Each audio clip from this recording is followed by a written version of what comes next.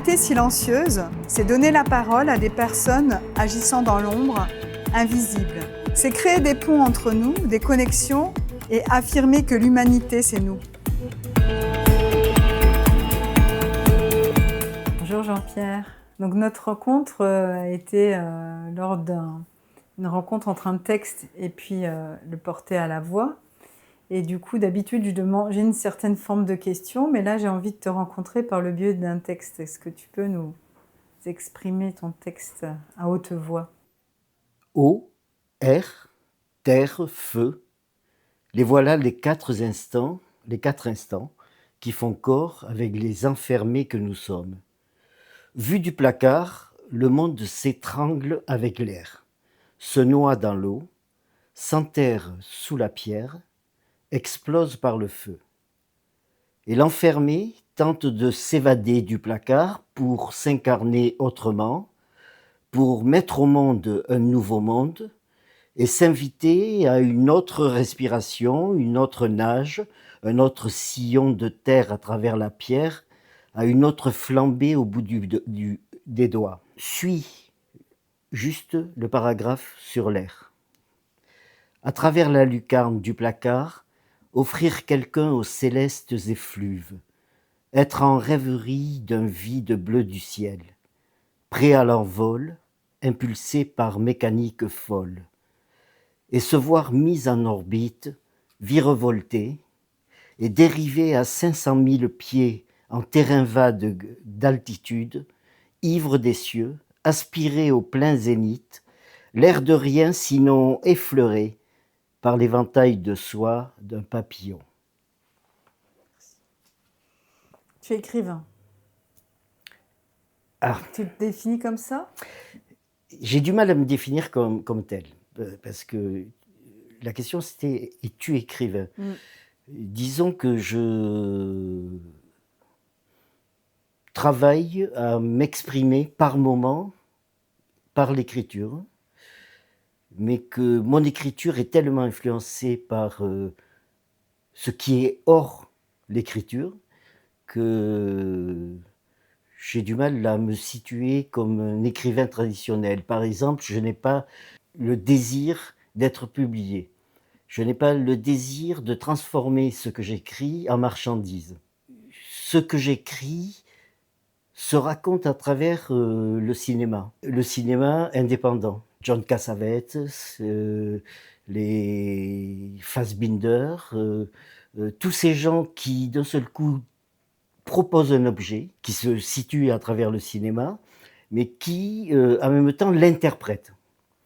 Et moi je crois que dans l'écriture, je fais exactement la même chose. C'est-à-dire je propose un objet qui est écrit et je l'interprète immédiatement, quoi. Voilà. Donc après, l'écriture à avoir, mon écriture à avoir avec l'écriture picturale, par exemple. C'est-à-dire que Bacon, qui propose un portrait, raconte aussi la torture de ce portrait, le vécu torturé de ce portrait. C'est-à-dire qu'il interprète à nouveau l'objet portrait pour en faire quelque chose de plus souterrain, de plus irracontable, de plus inavouable, de plus mélancolique. Alors justement, dans le petit extrait de texte que je propose, je parle des enfermés. Le placard, il ne faut pas être bien malin pour ne pas s'imaginer que ça a à voir avec la matrice, quoi. Donc ça a à voir avec l'origine. C'est-à-dire qu'au début, qu'est-ce qui nous advient de devenir quand on est enfermé dans un endroit destiné à être expulsé hors de cet endroit et raconter quelque chose qui ressemblerait à une rencontre avec la liberté. Tout ce phénomène se fait continuellement à travers le politique, pour moi. C'est-à-dire qu'effectivement, être enfermé dans un endroit, c'est aller à la rencontre, comme vous disiez, du jeu, du grand jeu triste et nécessaire du monde, et c'est l'interpréter de manière à ce que ce qu'on nous propose de politique et de solutions politiques soit à nouveau reconsidéré dans un autre système de vie que celui qui nous est imposé actuellement. Dans le fait d'écrire, c'est un peu une bulle en moi qui explose à un moment donné, parce qu'il n'y a que ça pour raconter ce que je ressens actuellement. Mais après, le fait d'écrire et de coucher sur le papier, ce n'est pas un geste naturel pour moi.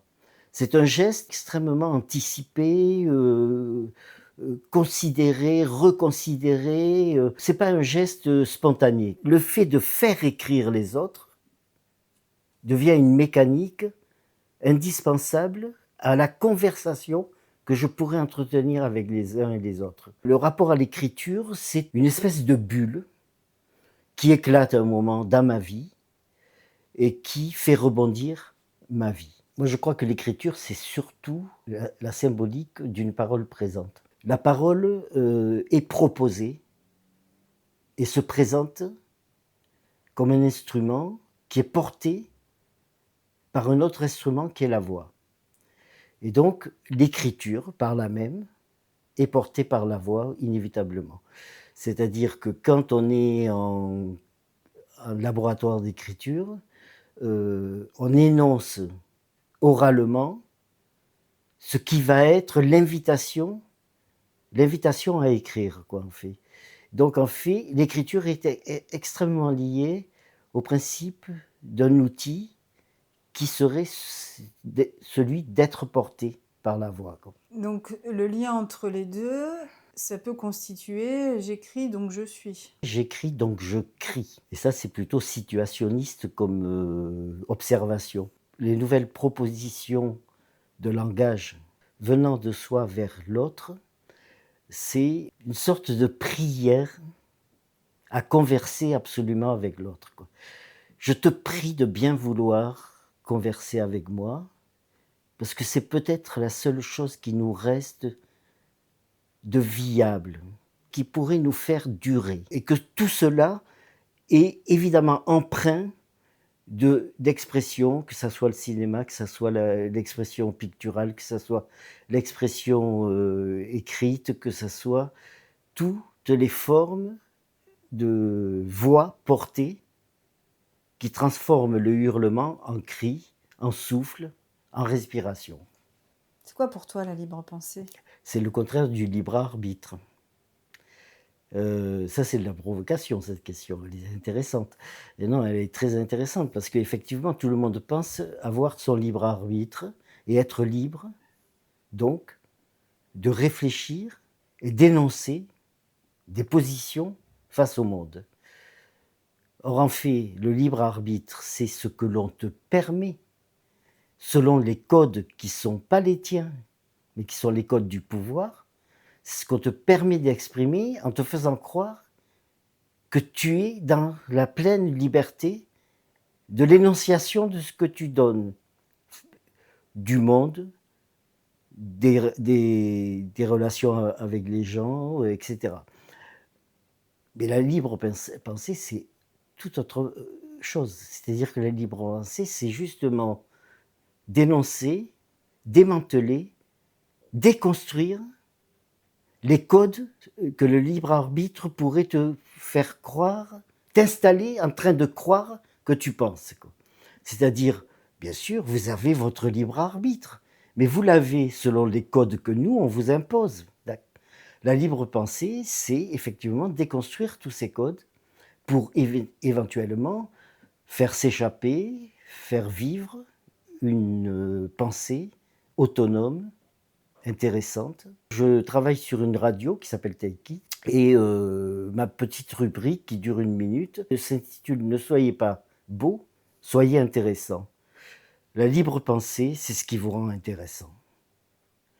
Le libre arbitre, c'est ce qui vous rend enfermé. La symbolique de l'écriture, c'est l'immense liberté. Proposer une représentation de l'objet, transformer cette représentation en une interprétation. Par exemple, dans le texte tout à l'heure que je vous ai lu, je parle du placard. Le placard, c'est la représentation d'un objet où se joue quelque chose de la vie. au-delà du placard, le monde s'étrangle, le monde se noie, le monde se brûle, le monde explose, etc. Et donc là déjà, je commence une interprétation de ce qui se joue autour du placard et de l'objet. On peut, les gens qui m'aiment bien, enfin qui aiment bien ce que j'écris, peuvent considérer que je suis un écrivain symboliste. Quand je parle de placard comme, en tant que matrice, quelque part, c'est là où se construit la vie de quelqu'un qui va être entraîné dans la vie des autres aussi. C'est-à-dire qu'à un moment, seul, un être se constitue, s'édifie, s'identifie petit à petit, et d'un seul coup va se retrouver en présence de quelque chose d'autre et de quelques-uns d'autres. Et qu'avec ce qu'il s'est construit dans la matrice et dans le placard, il va essayer d'édifier et d'identifier une autre manière d'être dans le monde. Voilà. Ce qui se construit individuellement va à un moment à la rencontre des uns et des autres, des unes et des autres, qui se sont, comme lui, construits individuellement et qui en même temps font ensemble en sorte de créer de la vie dans le monde, quoi. La manière aussi d'utiliser le matos d'écriture, c'est aussi d'aller questionner chacun d'entre nous, finalement, sur une façon de voir, appréhender notre monde d'une manière peut-être un peu différenciée, ou en tout cas se questionner, continuer à se questionner en tant que tel. Et du coup, se questionner, c'est aussi un travail introspectif vis-à-vis de soi. Et je sais que dans ton travail, la psychanalyse, elle a une grande place. Est-ce que tu peux nous en dire Oui, mais plus? c'est pas l'écriture qui a questionné la psychanalyse. C'est la psychanalyse qui a Qui a questionné questionné l'écriture. l'écriture. Donc, c'est pas parce que j'écris que je me psychanalyse, c'est parce que je me suis psychanalysé que éventuellement j'ai utilisé un outil qui était celui de l'écrit. L'écrit arrive chez moi assez tard, aux alentours de la quarantaine, quoi, quelque part.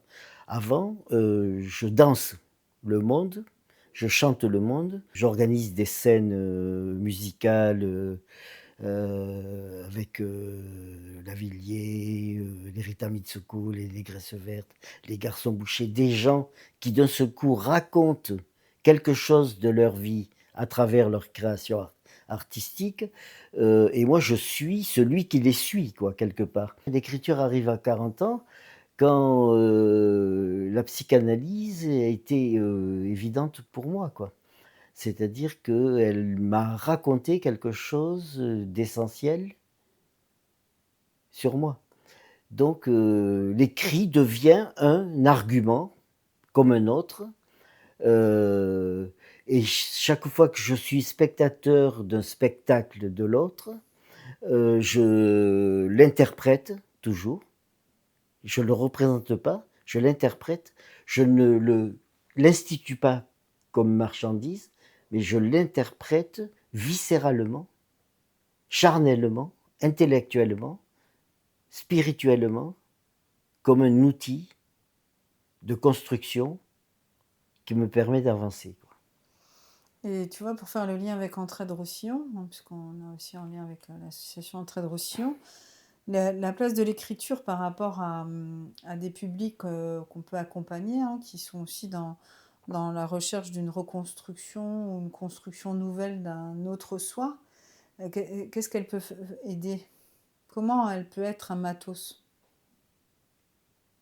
Elle peut permettre à l'autre de s'identifier à nouveau, parce qu'il aurait peut-être perdu une identité, il aurait peut-être perdu une manière de pouvoir, pas d'être, mais de pouvoir être dans ce monde-là. Il aurait peut-être perdu le son de sa voix, il aurait peut-être perdu l'acuité de son regard. Et là, par un outil qui est somme toute assez magique, par l'outil d'écriture notamment, il va retrouver le son de sa voix, il va retrouver l'acuité de son regard, il va retrouver l'évidence d'être identifié et d'être proposé au monde à nouveau, quoi. Et donc c'est une possibilité de se construire à nouveau, quoi. Quand je parle de l'écriture comme presque un accident chez moi, c'est-à-dire une manière d'être à un moment donné de ma vie, quoi, je fais quand même référence à des grands textes fondateurs pour moi, hein. Je pense à Peter Hanks, je pense à James Joyce, avec Ulysse, je pense à Jean Genet, je pense à Albert Camus, je pense à des êtres dont le métier est d'écrire. Et je pense qu'à un moment, ils m'invitent à faire de même, avec, j'imagine, beaucoup moins de talent qu'eux, mais parce que tout simplement, je pratique l'art d'écrire de manière dilettante, amateur, donc, mais effectivement, je suis nourri par tous ces textes-là, hein. Donc, inévitablement, quand on regarde un film de Fassbinder comme Querelle de Brest, par exemple, qu'est-ce que c'est sinon le fait de affirmer que l'amour entre deux hommes est possible? C'est d'abord émotionnellement touchant, c'est intéressant de voir deux êtres s'aimer, mais c'est aussi politiquement actuellement, avec les crises homophobiques que l'on connaît dans les divers endroits du monde, quoi, c'est aussi utile politiquement, quoi. C'est utile politiquement.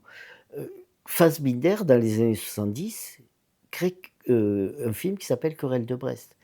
Dans les années 70, on est censé s'aimer, mais on sort des années 60, où on est censé ne pas comprendre ce que aimer veut dire, quoi. Donc on est dans l'ambiguïté et la contradiction et le paradoxe là-dedans. Donc ce film devient, hors le fait qu'il soit une œuvre artistique, un acte politique profond. Et je trouve que la musique des années 70, que ça soit les Doors avec Jim Morrison, que ça soit Andy Warhol avec Lou Reed, que ça soit David Bowie dans les années 73, 74, que ça soit Janis Joplin, que ça soit Jimi Hendrix qui, d'un seul coup, repropose une interprétation de l'hymne américain, etc. À Woodstock, Janis Joplin, Jim Morrison, Jimi Hendrix, tous ces gens-là meurent à 27 ans, en pleine jeunesse, racontant comment cette jeunesse-là est désespérée. L'affirmation artistique est une affirmation politique chaque fois. Mais elle n'est pas racontée comme telle. Elle est dans l'état brut de la création artistique. Elle n'est pas en train de dire « je suis en train de faire un acte politique ». On s'apercevra que très vite, ça l'est, quoi. On pourrait s'imaginer que ce qui s'est passé à cette époque-là puisse nous servir maintenant à nouveau, quoi. Là, je marche sur des œufs. Je dis simplement, j'ai l'impression que toute cette période-là, au-delà de la musique, au-delà des alternatives artistiques chez Andy Warhol, etc., il y avait des gens qui pensaient beaucoup. Il y avait des gens comme Roland Barthes, il y avait des gens comme Gilles Deleuze, il y avait des gens comme Michel Foucault, il y avait des gens comme Baudrillard. Donc des gens qui, d'un seul coup, questionnaient le monde incessamment, continuellement. Ils questionnaient le monde. Ils ne s'arrêtaient jamais de questionner le monde. On redécouvrait Hannah Arendt, on repensait à Lou Andréa Salomé, Anaïs Nin nous reproposait des relectures de la sexualité, il y avait un foisonnement de pensées que l'on devrait faire ressurgir maintenant parce qu'il serait absolument, ce foisonnement de pensée, il serait absolument utile à comprendre notre monde actuellement, quoi. Le problème de l'influenceur dans notre monde actuel, c'est justement ce dont on parlait au début de la conversation, c'est-à-dire que c'est le problème de la représentation de l'objet, mais qui manque là-dedans l'interprétation de cette représentation, c'est-à-dire ce qui fait la substance d'une pensée en marche, quoi. C'est-à-dire qu'on est dans l'immédiateté, on est, ce qui n'est pas inintéressant dans la création d'un nouveau langage, ça c'est intéressant par contre, parce que ça a à voir avec l'écriture, parce que effectivement un nouveau langage intervient dans la création d'une écriture, ça c'est clair. Mais effectivement, ce dont on parlait de la représentation et du symbolisme, et donc de l'interprétation de cette représentation pour donner de la chair, de la consistance, de l'âme aux choses, ça je crois que ça nous manque un peu, quoi. Et pour autant, tu n'as jamais utilisé finalement ce système d'influence, ce système de réseau, etc. Comment tu l'expliques ça? Parce que ce n'est pas une identité chez moi. Ce n'est pas une absolue identité chez moi. Effectivement, je crois que j'étais publié là où j'ai voulu être publié, c'est-à-dire dans des maisons d'édition qui privilégiaient plus le contenu que la forme, qui privilégiaient plus la substance que la marchandise. J'ai accepté la proposition d'une publication dans une revue comme Chimère, qui était la revue qui appartenait à Félix Guattari et puis Gilles Deleuze, parce que j'étais un lecteur de Gilles Deleuze et que je me sentais en compagnie, quoi, d'accord. Ensuite, j'ai évidemment privilégié les instants d'écriture aux formes d'écriture. Voilà. C'est-à-dire qu'à un moment, je ne voulais pas que ce que j'écrive, ce que j'écrivais, soit exploité comme marchandise, quoi. Je ne voulais pas être absolument reconnu. Je voulais vivre avec les autres. Je veux vivre avec les autres toujours, actuellement. Je ne veux pas être absolument reconnu par les autres. J'ai cette indépendance vis-à-vis des autres, et ça se manifeste par le fait que un jour, peut-être, on sortira des cartons qui sont là, des cartons, des écrits qui intéresseront des gens. Mais pour l'instant, de mon vivant, ce qui m'intéresse, c'est ce qui intéresse de mon vivant les gens, et pas du tout ce que j'écris. Alors je suis un peu confus là-dedans parce que on me dit: «Mais oui, mais à un moment, ça serait quand même bien». C'est un acte généreux que de proposer à lire ton travail, quoi. L'acte généreux, c'est de proposer à vivre ma personne avec les autres, quoi. Donc au fond, c'est ça la libre pensée peut-être. Ben, la libre pensée, c'est justement se détourner absolument de la manipulation marchande d'une production qui est somme toute vitale. On parlait du viable tout à l'heure, là je parle du vital, c'est-à-dire d'une production d'écriture notamment, comme ont été aussi toutes les productions, le festival de théâtre que j'ai monté, que j'ai fait vivre pendant plusieurs années, les concerts que j'ai organisés, etc.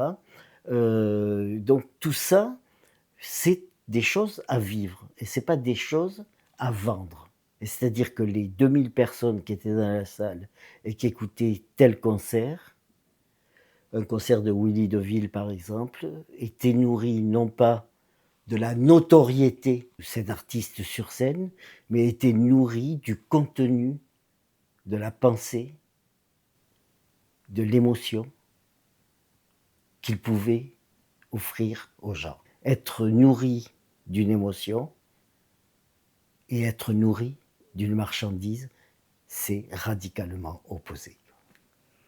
Et qu'est-ce que tu pourrais donner comme conseil à la jeune génération? Tentez d'accueillir le vivant autour de vous. Soyez profondément vivant, amoureux. Soyez heureux.